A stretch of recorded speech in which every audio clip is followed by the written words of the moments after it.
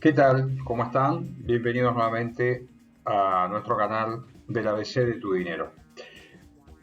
La semana pasada empezamos a subir contenidos vinculados al tema de el dólar, la pérdida de su poder adquisitivo en términos reales, no ya por la inflación argentina, sino por la inflación de tu país, sino por la inflación que sufre esta moneda como consecuencia de la inflación americana. Y empezamos a analizar alternativas para ver cómo proteger esta moneda de su inflación, de su inflación. Vimos las variantes más conservadoras. Hoy vamos a ir avanzando, vamos a ir analizando otros instrumentos, las características y ver si estos se adaptan, por un lado, a nuestro perfil de riesgo y si están dadas las condiciones para que nosotros podamos invertir los dólares que tenemos o los dólares que podamos ir generando a futuro como consecuencia de nuestro ahorro. El temario nos ordena, ¿sí? Y vamos a ver entonces del concepto de ahorro dos perspectivas. Por un lado, la perspectiva del ahorro que ya tenés acumulado, lo que llamamos el stock de ahorro. ¿Qué hay ahí adentro? Son solo dólares, atesorados sin ningún tipo de destino, el ahorro tuyo está conformado de otra manera. Bueno, ese es un punto.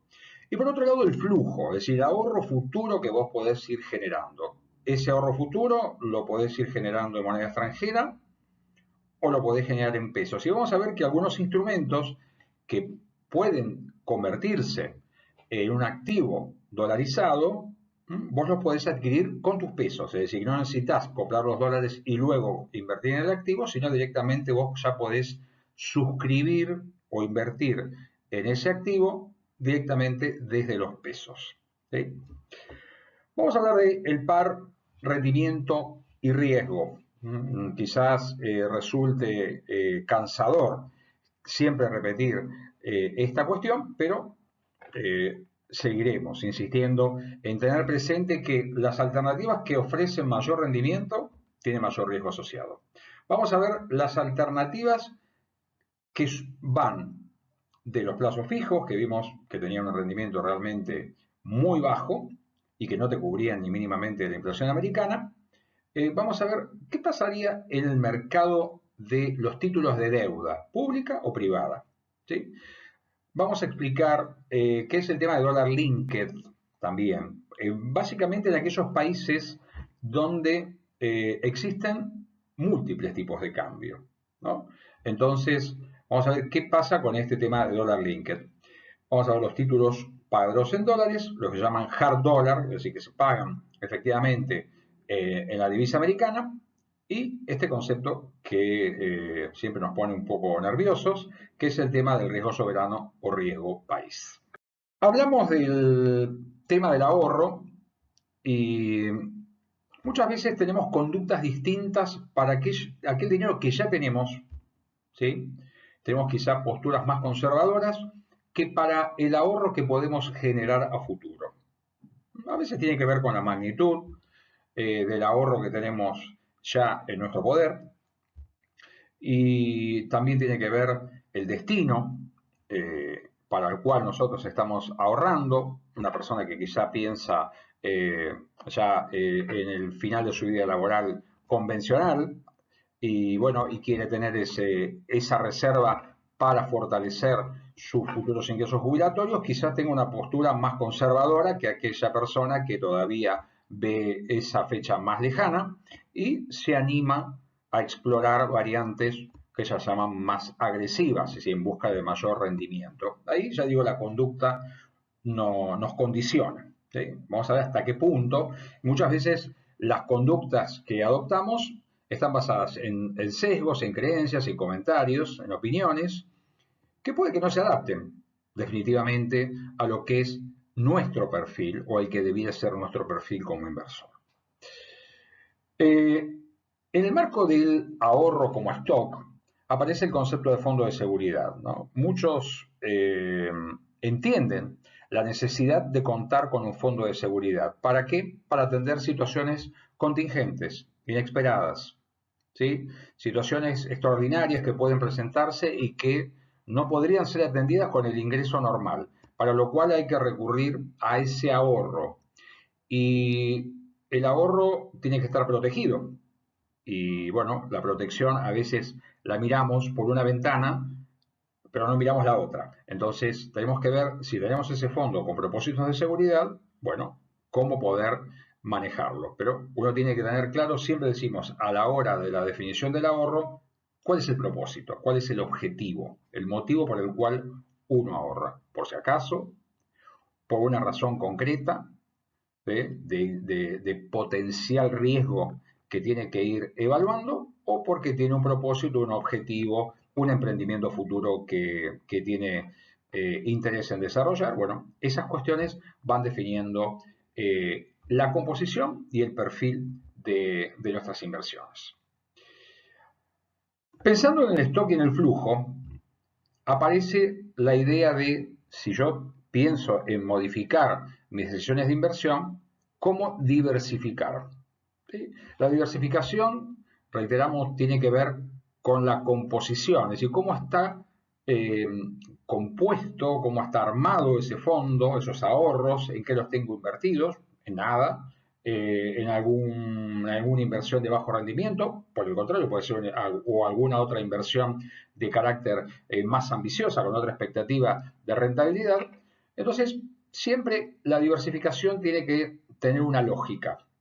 ¿Sí? Tenemos que ver si nosotros estamos en condiciones de analizarla, si nuestra formación financiera es suficiente, o si tenemos que recurrir a una entidad financiera donde yo confío parte de mis ahorros, o a un agente de bolsa, personas calificadas que nos puedan decir, de acuerdo, ya digo, a nuestro perfil y a nuestros propósitos, cuál es la mejor forma de distribuir, de repartir esos ahorros.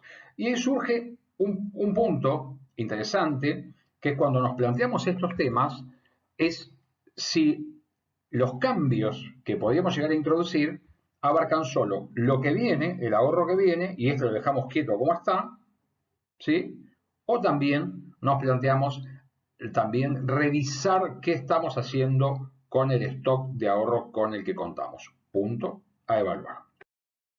Como decíamos en el temario, nuestra búsqueda es la de mayor rendimiento.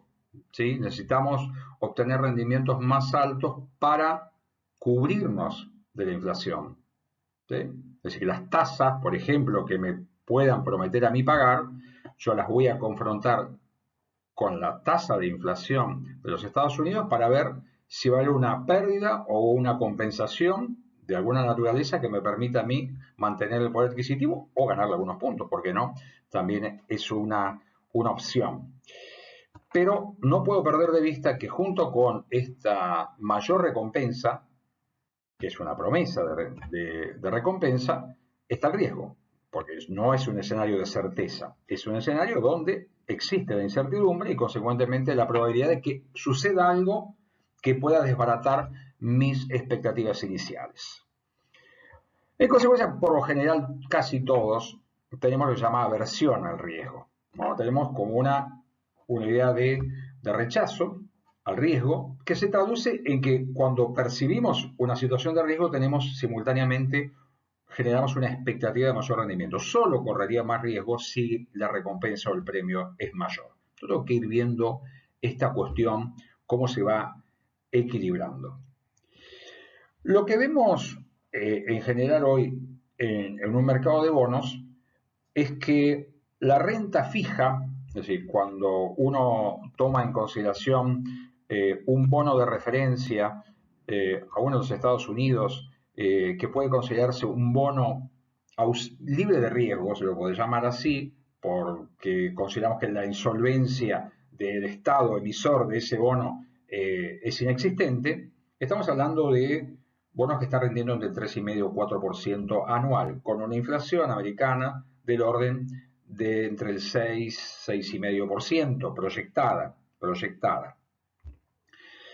Entonces, estamos viendo que no nos alcanza a neutralizar el efecto de la inflación, De vuelta aparece este concepto de tasa nominal, la que rinde el bono, y la tasa real, la neteada de inflación. Pero por lo menos empiezo a darme cuenta de algo, que este concepto de renta fija no es solo privativo, exclusivo de una inversión en plazo fijo, sino que hay otros instrumentos de inversión que también prometen un rendimiento fijo, predeterminado, de antemano. Ahora, la emisión de deuda, si fuera el motivo, el objetivo, perdón, de la colocación de mis ahorros, puede ser emitida por el sector público y también por el sector privado. Respecto a esto, vamos a hacer un video específico para comentar cómo funcionan lo que llamamos obligaciones negociables, la deuda emitida por particulares, por empresas. Pero ahora vamos a centrarnos más en cómo está la dinámica de los mercados de renta fija de emisión de títulos públicos. En general en los mercados hay deuda emitida en moneda extranjera de corto plazo y de mediano a largo plazo. ¿Quién es el emisor? Bueno, estamos hablando del Estado Nacional, puede ser el Estado Provincial, pueden ser ciudades, municipios que emitan deuda. Sabemos que estamos atravesando, en el caso argentino, una situación muy peculiar y a nivel mundial estamos saliendo, allá hace más de un año, de un escenario donde el dinero y la renta fija de la deuda pública era casi nula, ¿no? La tasa que rendían los títulos públicos o que se prometía era casi nula. De hecho, había incluso países que pagaban una tasa negativa. Es decir, vos ponías la plata para invertir y tenías que pagar para eso en vez de poder aspirar a obtener un ingreso. Entonces, el primer dato es, ante este cambio de escenario, donde las tasas internacionales empiezan a subir, bueno, ver quién es el emisor. Porque el emisor es el garante, ¿sí? El emisor es el garante. Vos le estás dándole dinero, o sea, está haciendo como vos estás participando en la emisión de esa deuda, la estás comprando con una promesa de rentabilidad, pero el que va a pagar, tenés que ver la calidad de ese deudor. Muchas veces vemos títulos que tienen lo que se llama distinta jurisdicción. Son datos que vamos agregando. La jurisdicción tiene que ver para analizar qué sucedería si hay un litigio, una controversia entre el emisor y los tenedores de esa deuda. Bueno, a veces la jurisdicción es la del país emisor. Eso puede no generar la suficiente confianza para que una persona adquiera esos títulos y en otros casos se mejora el perfil de esa colocación estableciendo como que en caso de controversia la jurisdicción serán los tribunales de Nueva York. ¿Sí? Eso, ya digo, puede mejorar la calidad del título. Miro la tasa del título. ¿Qué promete? ¿Qué tasa de rendimiento promete? Son las cuestiones que empiezo a considerar.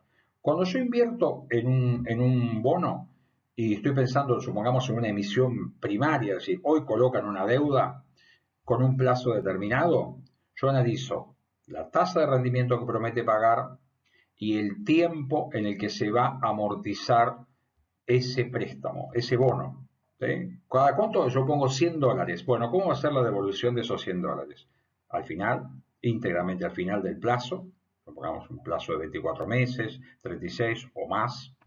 Por el contrario, va a tener devoluciones parciales, lo que llaman amortizaciones parciales a lo largo de la vida del título. Y ahí tenemos que ver cómo concilia, ¿no?, el horizonte, el tiempo del bono con mi horizonte temporal de la inversión.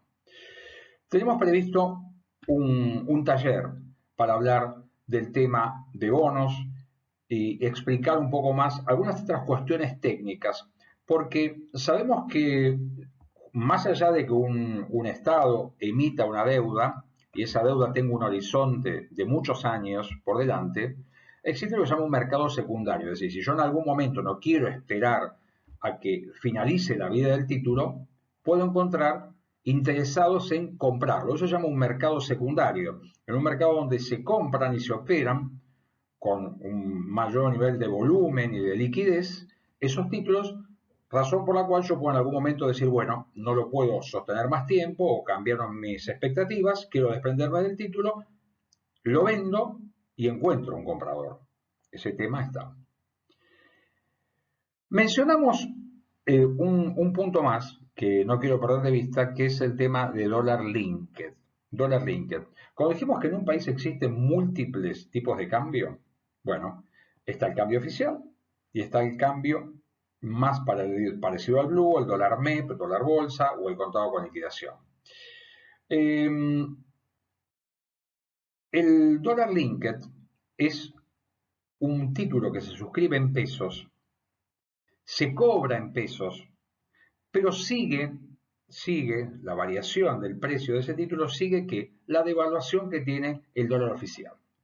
Así que ojo acá en mezclarse y en confundirse en qué tipo de bono estoy invirtiendo. Si es un bono que se va a pagar en dólares, literalmente, hard dollar, o es un bono que ajusta por la devaluación, pero siempre se mueve en pesos. Siempre se mueve en pesos.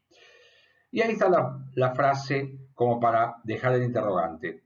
El riesgo país. El riesgo país. Hablemos un poco de cuál es la situación hoy, porque uno explica lo que existe, pero también explica el contexto en el que se está moviendo. Dólar linked lo menciono porque van a encontrar esta expresión, van a encontrar alternativas que tienen que ver con esto, pero también es importante, como dijimos, a la hora de comenzar a explorar, investigar, preguntar cómo funciona, cuáles son las variantes, cuál es la dinámica, cuáles son los riesgos. Recordemos que las ofertas de alto rendimiento tienen alto riesgo y el alto riesgo puede significar que el premio que te prometieron no se materialice y también podés estar enfrentando pérdidas de capital. ¿Sí? Siempre la letra chica es clave, ¿sí? Más allá de lo que podemos llamar las ofertas comerciales que pueden existir en los distintos agentes interesados en la colocación de la deuda, ¿no? Uno siempre tiene que leer más, preguntar más, hasta que esté convencido de la decisión que está tomando y el riesgo que está asumiendo. Acá podés hacer las operaciones a través de brokers, agentes de bolsa, entidades financieras. Podés tomar vos, ¿no? La decisión de cuál es la combinación, la mezcla que querés hacer de tus inversiones. Y también podés optar por fondos comunes de inversión, que son gestionados tanto por agentes de bolsa como por entidades financieras. A veces es un camino más corto, porque uno quizás no quiere o no puede, no está en condiciones de comprender adecuadamente las particularidades de algunos títulos. Entonces, ¿qué dice? Bueno, tengo un capital determinado, quiero invertir, no sé, el 10% de ese capital en algunos activos, en este caso estamos hablando de títulos de deuda, que puedan prometerme un rendimiento mayor, muy bien, pero no sé cuál comprar, porque hay un menú muy diverso de títulos. Bueno, un fondo común de inversión va a tomar esta decisión por vos. Vos podés conocer la composición, etcétera, pero la decisión la toma, es decir, cómo es la mezcla, la toma el fondo. Lo que vos nunca tenés que perder de vista es que la decisión de permanecer o de salir es tuya. El fondo no te va a avisar cuándo salir o cuánto tiempo quedarte. Esa decisión la tenés que tomar vos. ¿Sí? Esa decisión siempre está en tu poder. Estamos hablando de este tipo de operaciones, no estamos hablando de casos donde vos cedés la administración del dinero a un tercero, lo cual es un aspecto sumamente riesgoso. Y ahí ponemos nuevamente la cuestión de la liquidez, porque los fondos comunes de inversión expresan de una manera muy transparente, eso sí, en cuánto tiempo vos rescatás el dinero invertido. ¿Sí? Rescatás el dinero invertido. Si vos querés hacerte el líquido de vuelta. Ahí de vuelta tenés que empezar a analizar qué divisa pusiste y qué divisa rescatás. ¿Sí? Dato que tenés que tomar en consideración. Es un escenario complejo en este momento, por lo menos en lo que es Argentina. Latinoamérica tiene una situación afortunadamente más estable y los mercados europeos lo que están, y americanos están viendo niveles de tasa que está subiendo, ¿sí? Y quizá todavía no llegó a su techo, ¿no? Es un elemento que tiene que tomarse en cuenta. Y para el cierre nos hacemos la pregunta del millón, ¿no? Entendemos que la renta fija es algo que yo conozco de antemano cuando invierto. Ahora, la pregunta del millón es si la renta fija significa estrictamente que el rendimiento del título no va a cambiar a lo largo de su vida. Supongamos dos personas, lo comento como ejemplo porque uno después, si empieza a seguir cómo va funcionando el título, puede darse cuenta que si uno compró un título cuando salió y compró $100 y dijeron que la tasa de rendimiento iba a ser el 5% anual, bueno, uno sabe cuántos dólares cobrará de acuerdo al cronograma de pagos que está previsto.